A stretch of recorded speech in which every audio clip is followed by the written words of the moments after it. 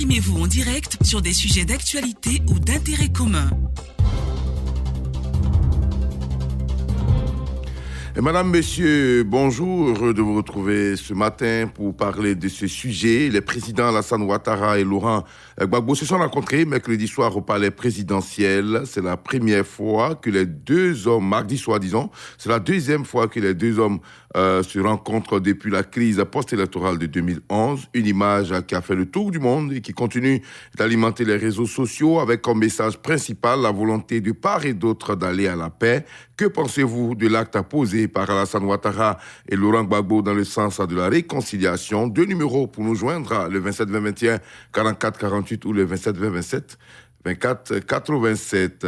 Voilà donc les deux numéros et vous êtes très nombreux, bien sûr, à réagir sur notre page Facebook depuis hier. D'abord, notre auditeur qui nous écrit bien sûr de l'intérieur du pays. Il s'agit d'Albert Kwame Dekalito qui dit que cet acte est un acte fort pour l'avenir de notre pays, mais je ne souhaite pas que ce soit sur les lèvres, du bout des lèvres et que ce soit sincère, car c'est avec la sincérité qu'on peut s'en sortir. Et puis, de la clé Alice, qui est au plateau d'Okuy, nous dit que je félicite le président de la République et son jeune frère, le président Laurent Gbagbo, qui viennent de poser un acte rempli de bon sens et apprécié de tous. C'est un acte qui annonce un début de la réconciliation tant attendue. En tout cas, je me réjouis de cette rencontre très prometteuse et je pense que nos deux grands hommes, ont décidé de tourner la page au profit de la paix en Côte d'Ivoire, signé Alice Delaclé au plateau d'Okuy. Au standard maintenant, nous avons en ligne M. Grégoire Yaokona. Bonjour. Bonjour, M. Adama Bakayoko. Vous êtes à Abidjan, Riviera Siad, oui, et vous souhaitez intervenir. Riviera Siad, effectivement. D'accord, on vous écoute. Ok, merci pour ce sujet.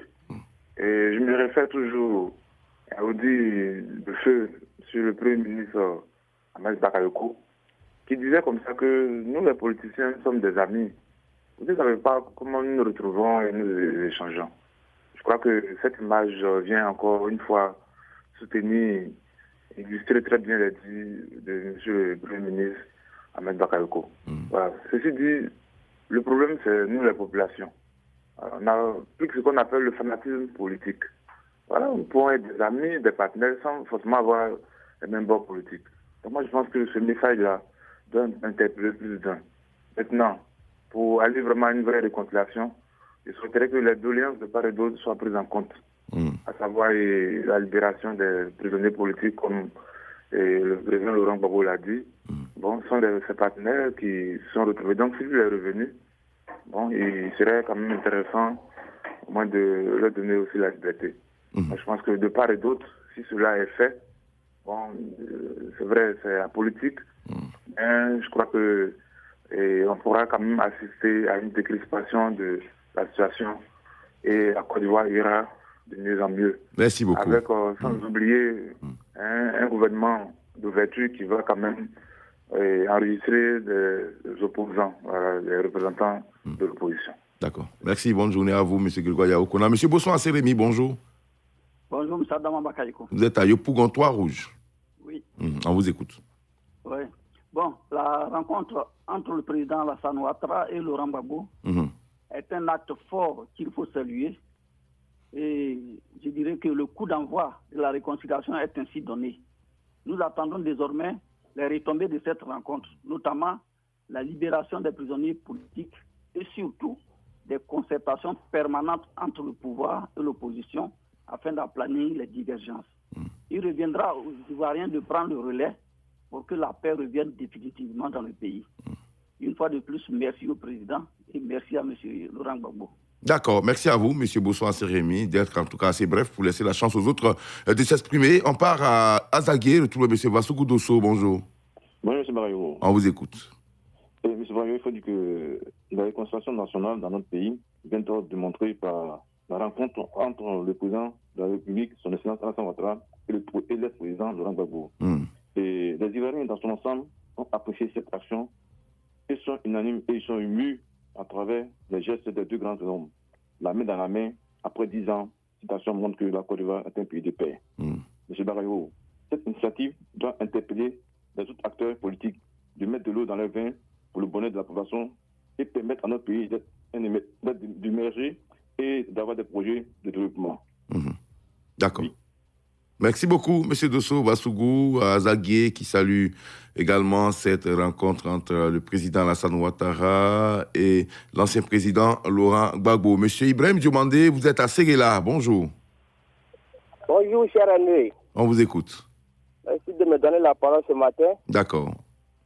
Par rapport à l'actualité politique de notre pays, je pense que cet acte est sage et surtout prometteur pour la réconciliation de toutes les filles et fils de la toutes les filles et fils de la Côte d'Ivoire. Je rends gloire à Dieu qui a touché le cœur du président Ado afin d'initier cette rencontre. Monsieur Adama Bakayoko, voyez-vous la bonne humeur des deux hommes et leur échange fraternel?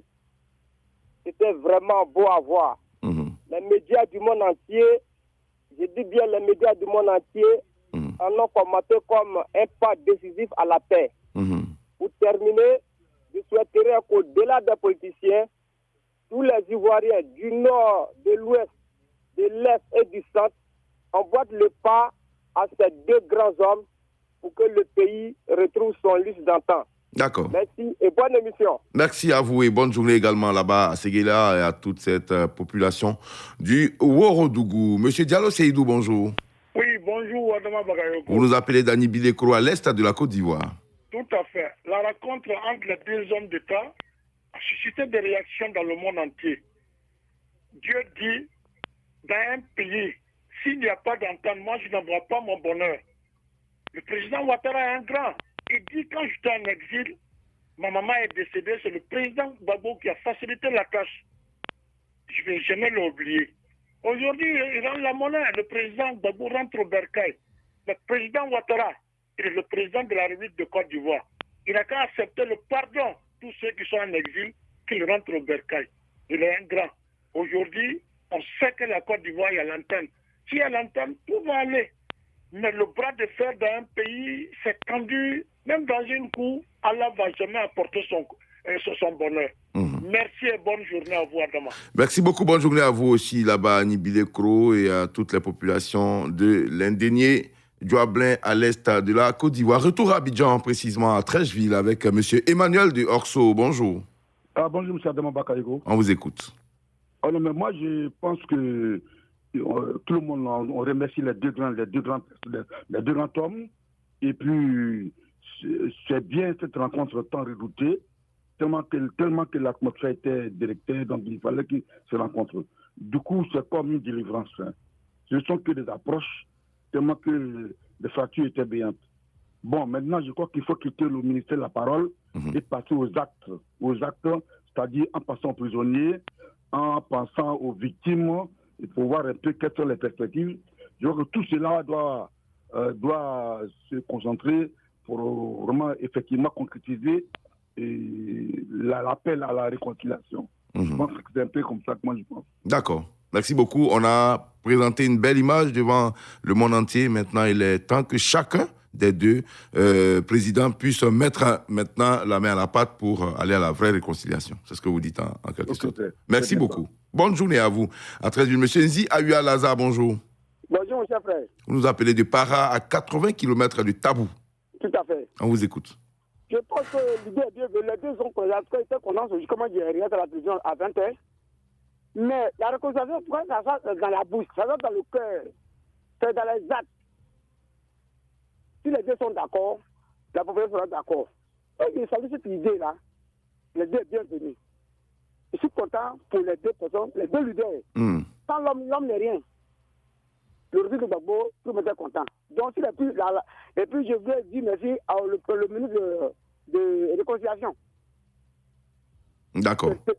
C'est débat, celui qui a tout fait le débat, d'accord. Le chapeau. Ok.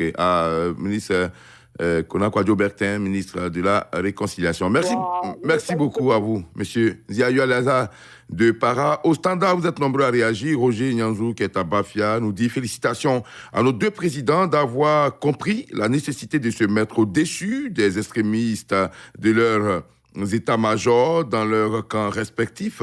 La paix, rien que la paix, tel semble être le fond des accolades que les médias du monde entier nous ont permis de voir, pourvu que cela se concrétise chaque jour par des actes concrets. Abou Diarra-Souba, toutes mes félicitations au président de la République, son Excellence M. Alassane Ouattara et M. Laurent Gbagbo. Je veux la paix, rien que la paix dans mon pays. On part au standard encore avec M.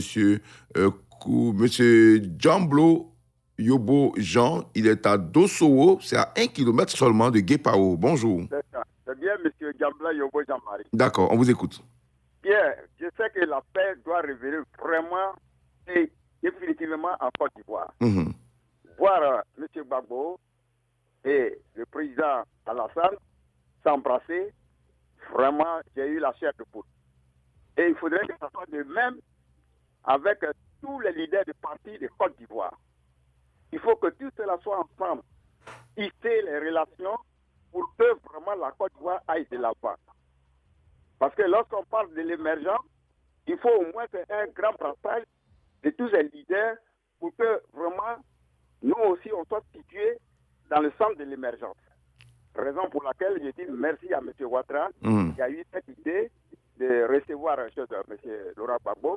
Il faut qu'il fasse de même aussi au niveau de Soro Guillaume.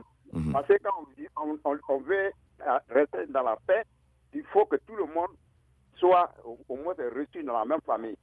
Voilà ce que j'avais comme idée à l'égard de ces croisements. D'accord, merci à vous, M. Djambla Yobo Jean-Marie. On part à Manabri, à 20 km de Kani, retrouver M. Koulibaly Mamadou. Bonjour. Bonjour, M. Bayo. On vous écoute. Ça va. Oui, monsieur est bienvenu. La rencontre des deux chefs d'État, vraiment, ça a été meilleur. Mais, c'est que, un cas là, les gens oublient les salampiers là, des prisonniers là. Vraiment, c'est ça que je ne veux pas entendre. Parce que, il y a d'autres qui sont morts.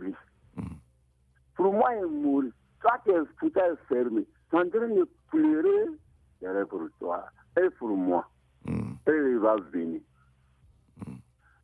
Ça là, c'est un petit quelque chose, une histoire de là, les gens ne comprennent. Sinon, il y a rien dans le Côte d'Ivoire, rien ne l'a fait aussi. Il y a la paix. Je comprends rien. Chaque fois la paix, c'est où?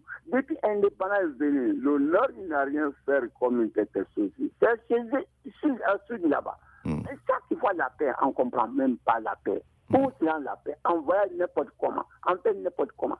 Chaque fois la paix. Ceux qui sont en prison, tu n'as pas fait quelque chose qui ne peut pas arriver en prison. Tu n'as pas fait quelque chose qui ne peut pas arriver en prison. Mais si dit que tu fais sortir, et il y a forcément. Et pour ceux qui sont morts, on va faire comment?